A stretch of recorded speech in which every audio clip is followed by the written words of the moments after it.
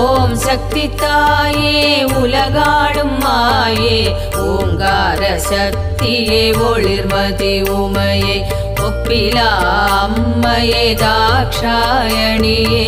ஐங்கரன் மனமகிழ் அன்னையே தாயே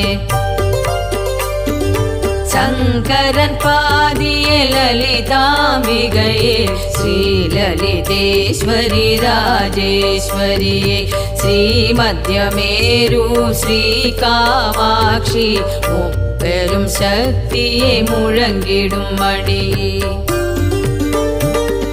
திரிசூலம் ஏந்திய